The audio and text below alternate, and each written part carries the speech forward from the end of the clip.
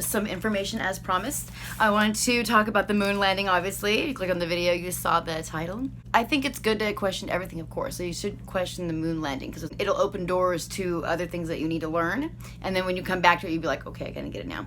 If you're looking into stuff, people love to, if they find out that you are thinking outside the box at all, a lot of people will try to bait you into a moon landing debate. Like, especially if it's publicly or if it's people that you know, like try to punk you or whatever. One of my favorite go-tos is just to ask them, because usually I say, well, do you believe in the moon landing?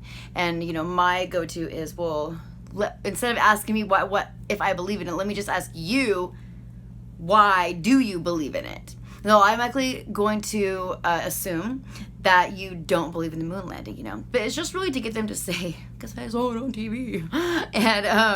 And once they've said that or they've given some sort of response, you can say, well, the flag, the American flag that they put on the moon is still visible with the high-powered telescope. When you use that, they're just kind of like, huh?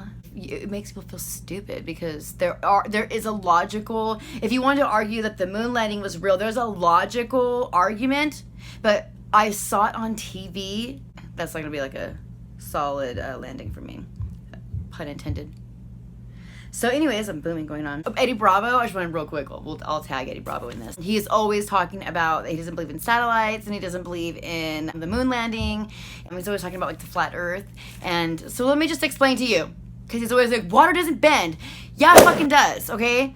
If you get a penny and you put water on it, you learn this in physics, put water on the penny and then it bubbles over and it almost looks like it's gonna spill. So right before water will like spill over the edge of something, you'll see that it bubbles over and the molecules are bonding to one another. That's called surface tension, okay? So you could observe it with your own eye, and that comes from the bubble that we are encapsulated in, okay? That has the shields and the spheres, whatever. Oh, Neil, duh.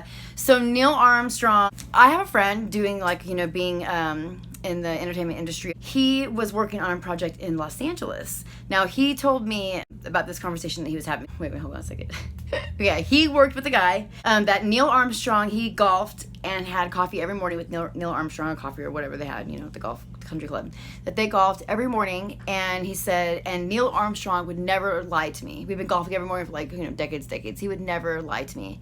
And my friend was like, okay, so did he go to the moon or not? You didn't answer my question. And the guy just kind of looked at him. And then that was it. He didn't want to talk about it anymore.